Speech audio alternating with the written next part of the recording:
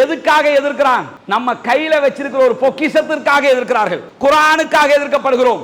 நபிகள் நாயகம் ஸல்லல்லாஹு அலைஹி வஸல்லம் உடைய வாழ்க்கை வழிமுறைகளுக்காக எதிர்க்கப்படுகிறோம். அல்லாஹ்வுடைய தூதர் ஸல்லல்லாஹு அலைஹி வஸல்லம் உடைய வாழ்க்கையை பார்த்து இஸ்லாத்துக்குள் நுழைகிறார்களே, அதை தடுப்பதற்காக எதிர்க்கப்படுகிறோம். குர்ஆனுடைய ஒவ்வொரு வசனங்களையும் பார்த்து படித்து புரிந்து லட்சோபலட்சம் மக்கள் இஸ்லாத்துக்குள் நுழைகிறார்கள். டாக்டர் கேரி மில்லர் இஸ்லாத்திற்கு வந்தார். எப்படி வந்தாரு? முழு குர்ஆனையும் படிக்கிறார். எதுக்காக படிக்கிறார்? முதல்ல டாக்டர் கேரி மில்லர் அவர் கிறிஸ்தவ பாதிரியாராக பிரச்சாரகராகவும் இருக்கிறார். நம்ம குர்ஆனை படிக்கணும், இவங்களுக்கு ஒரு பாடம் சொல்லி கொடுக்கணும், குர்ஆன்ல இருந்தே பிழையை கண்டுபிடிக்கணும் அப்படின்னு படிக்கிறாரு. படித்துக் கொண்டே போகிறேன், எனக்கு ஆங்காங்கே ஒரு நெருடல் வந்து கொண்டே இருக்கிறது. டாக்டர் கேரி மில்லருடைய உள்ளம் உறுத்தி கொண்டே இருக்கிறது. மரியம் அலைஹிஸ்ஸலாத்தை பற்றி அவர் படிக்கிற நேரம் எல்லாம் என்ன யோசிக்கிறார்னா, மேரியை பற்றி நான் என்ன புரிந்து கொண்டேன், எனக்கு கற்றுத்தரப்பட்டது என்ன? ஆனால் மேரியை பற்றி திருமறை குர்ஆன் இப்படியான ஒரு புனித தாயாக, ஒரு அழகான தாயாக, ஒழுக்கமான தாயாக குர்ஆன் பேசுகிறது. மேரியை பற்றி குர்ஆன் இத்தனை இடங்களில் பேசுகிறது. ஆனால் ஹதீஜாவை பற்றி பேசவில்லை, அன்னை ஆயிஷா ரலியல்லாஹு அன்ஹா அவர்களை பற்றி பேசவில்லை, நபிகள் நாயகத்துடைய மனைவியரை பற்றி பேசவில்லை. அப்படி பேரை சொல்லி சொல்லி சொல்லி எல்லாம் பேசல. ஆனா மேரியை பற்றி பேசுகிறது, மரியமை பற்றி பேசுகிறது. ஆச்சரியப்படுறாரு, எல்லாம் நோட் எடுத்துக்கிட்டே போறாரு. அடுத்ததாக பார்க்கிறாரு, எங்க அவருக்கு கிளிக் ஆகிற இடம்னு சொன்னா, தப்பத் யதா அபீலஹபின் வதப், அபூலஹபு அவனுடைய கை நாசமாகட்டும், அவனும் நாசமாகட்டும் என்று அல்லாஹ் தஆலா அபூலஹபுக்கு சாபம் இடுகிற அத்தியாயத்தை படிக்கிறார்.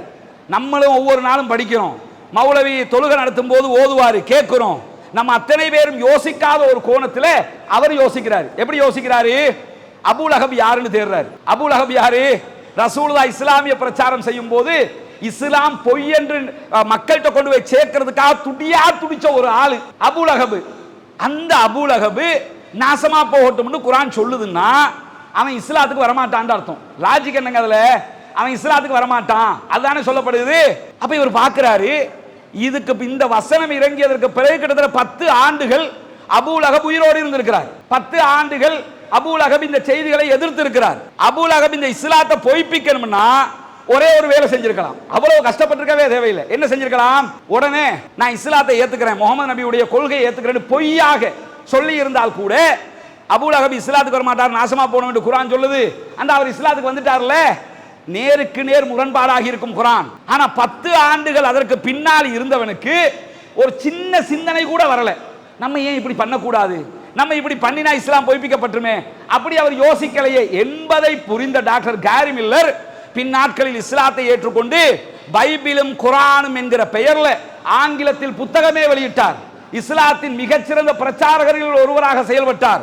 பார்க்கிறோமா இல்லையா? என்ன காரணம்னா, இந்த இஸ்லாத்தை ஏற்றுக்கொண்டது மட்டுமல்ல, அதிலேயே ஈமான் கொண்டு அதிலேயே உறுதியாகவும் இருக்க வேண்டும், கடைசி நிமிடம் வரைக்கும் இருக்க வேண்டும்.